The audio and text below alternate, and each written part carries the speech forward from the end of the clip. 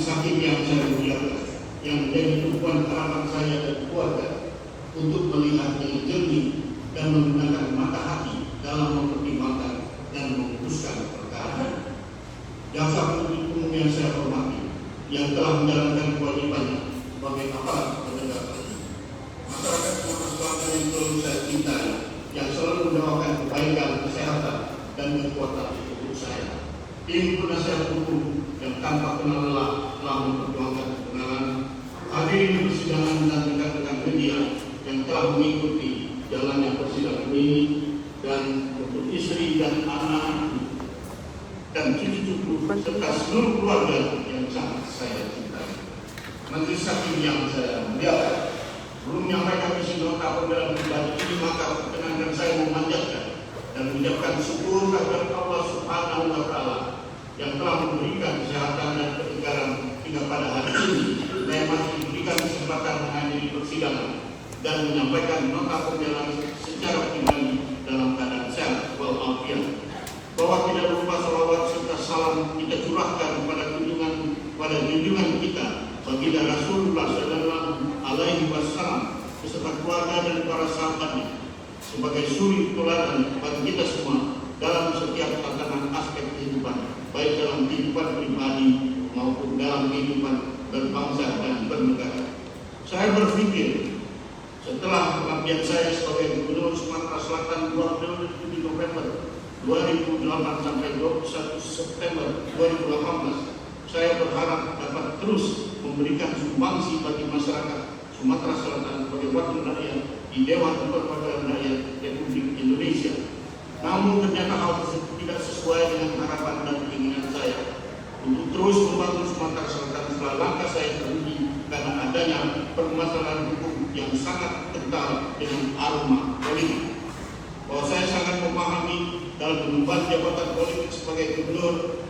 penuh dengan nuansa dan aroma sensasi politik yang bukan hanya menyasar terhadap diri saya dan keluarga, tetapi juga berdampak terhadap nasib staf dan rekan kerja saya. Bahwa setiap hari saya merenung dan mencari jawaban apa yang sebenarnya yang telah terjadi, hingga saya dan keluarga harus menanggung beban atas tindakan yang tidak pernah saya lakukan sehingga merugikan pihak. Bahwa terlepas dari persoalan yang sekarang sedang menimpa saya dan keluarga termasuk staf dan rekan kerja saya, maka saya menyadari permasalahan yang menimpa saya saat ini adalah cobaan yang diberikan Allah Subhanahu wa Ta'ala, tentunya menuntut saya agar mengintrospeksi diri saya untuk menjadi pribadi yang kuat dan menghadapi badai cobaan yang mendera saya dan keluarga saya saat ini. Majelis Hakim yang saya muliakan, yang menjadi tumpuan harapan saya dan keluarga, kiranya melihat dengan jernih dan sekali lagi menggunakan mata hati dan benar adil dalam mempertimbangkan dan memutus perkara ini, sebagaimana makna yang terkandung dalam Al-Quran surat An-Nisa ayat 135 yang mewajibkan seluruh muslim berlaku adil untuk seluruh kelompok masyarakat tanpa penilaian. Artinya saya kutip dalam nota pembelaan ini sebagai berikut: wahai orang-orang yang beriman, jadilah kamu orang yang benar-benar penegak keadilan, menjadi saksi karena Allah dan terhadap dirimu sendiri atau ibu bapak dan kaum kerabatmu. Jika ia kaya maupun miskin, maka Allah lebih tahu kemaslahatannya. Maka janganlah kamu mengikuti hawa nafsu karena ingin menyimpang dari kebenaran. Dan jika kamu tak balikkan atau enggan menjadi saksi, maka ketahuilah Allah Maha Tahu terhadap segala apa yang kamu kerjakan. Majelis Hakim yang saya muliakan, bahwa saya sebagai seorang putra daerah Sumatera Selatan dengan latar belakang sebagai seorang birokrat tentunya sangat memahami budaya, karakteristik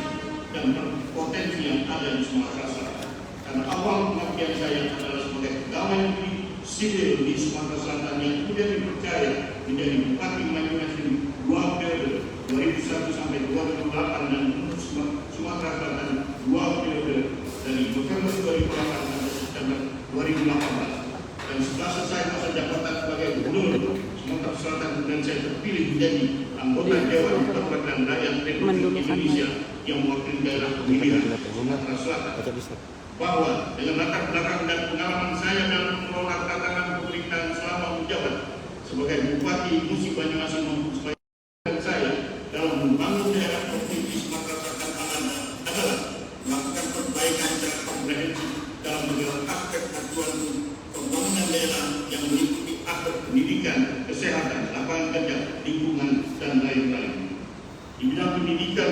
memberikan akses pendidikan gratis, sekolah gratis dari SD sampai SMA, dari ibtidaiyah sampai aliyah. Di bidang kesehatan dan memberikan akses berobat gratis bagi seluruh masyarakat Kabupaten Musi Banyuasin sejak tahun 2001 dan seluruh masyarakat Sumatera Selatan sejak tahun 2008. Di bidang lapangan kerja dengan membuka investasi sebesar-besarnya untuk membuka lapangan kerja. Di bidang lingkungan yang mulia, dengan bangga saya bisa sampaikan Provinsi Sumatera Selatan dipromosikan sebagai provinsi perintis pembangunan hijau di Indonesia. Di bidang olahraga kita semua tahu mulai dari SEA Games Islam Asian Games dan dukungnya Asian Games di 2008. Kalau ada keberhasilan membangun Sumatera Selatan, alhamdulillah yang mulia, saya dianugerahi penghargaan Bintang Mahaprastama dari pemerintah Republik Indonesia yang merupakan pencapaian tertinggi dari sebuah pengabdian kepada bangsa dan negara yang menjadi pelayan sipil sampai menjabat bupati dan gubernur yang diraih bukan dengan cara instan.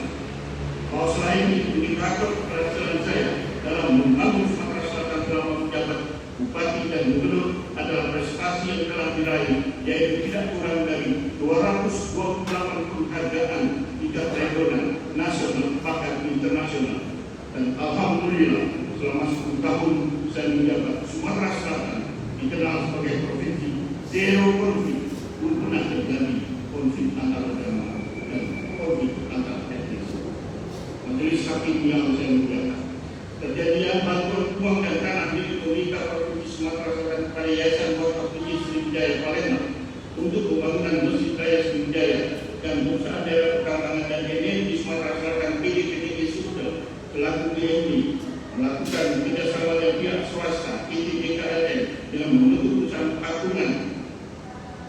PDPTG Gas yang berbadan hukum swasta dengan tanpa melibatkan keuangan, fasilitas dan aset daerah dan atau DMD yang dalam proses kerjasamanya multi transaksi bisnis to bisnis dengan tidak memberikan risiko investasi dalam bentuk apapun kepada PUM. Majelis yang mulia, tentu dalam semua tahapan kedua hal tersebut telah melalui tatanan sesuai dengan prosedur dan ketentuan yang berlaku dengan ditetapkan kebijakan dalam satu keputusan gubernur.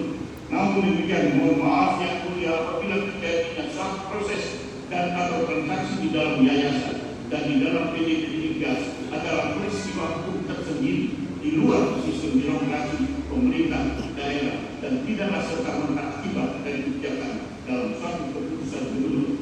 Demikian juga sebaliknya, bila mana tetap diaksiomakan bahwa peristiwa hukum di luar sistem birokrasi pemerintah daerah adalah akibat dari kebijakan dalam suatu keputusan gubernur, bukan tidak mungkin berimplikasi dapat diaksiomakan juga akibat dan keputusan DPRD menyetujui anggaran hibah untuk yayasan. Bahkan lebih ekstrim lagi dapat diaksiomakan akibat dari difasilitasi dan disahkannya APBD di Provinsi Sumatera Selatan oleh Kementerian Dalam Negeri.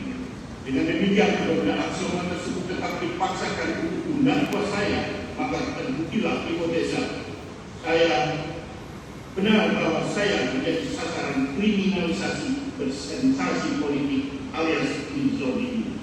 Majelis Hakim yang saya muliakan, mohon dapat dipertimbangkan bahwa benar kami suatu gubernur dan beserta seluruh staf dan rekan kerja memberikan bantuan hibah uang dan lahan kepada yayasan untuk pembangunan Masjid Raya Sriwijaya telah mendasarkan pada ketentuan yang berlaku pada saat itu, yaitu Peraturan Menteri Dalam Negeri Nomor 33 Tahun 2011 tentang pedoman pemberian hibah dan bantuan sosial yang bersumber dari anggaran belanja dan pendapatan daerah yang mengalami 3 kali perubahan, yaitu dengan Peraturan Menteri Dalam Negeri Nomor 39 Tahun 2012, Peraturan Menteri Dalam Negeri Nomor 14 Tahun 2016 dan Peraturan Menteri Dalam Negeri Nomor 13 Tahun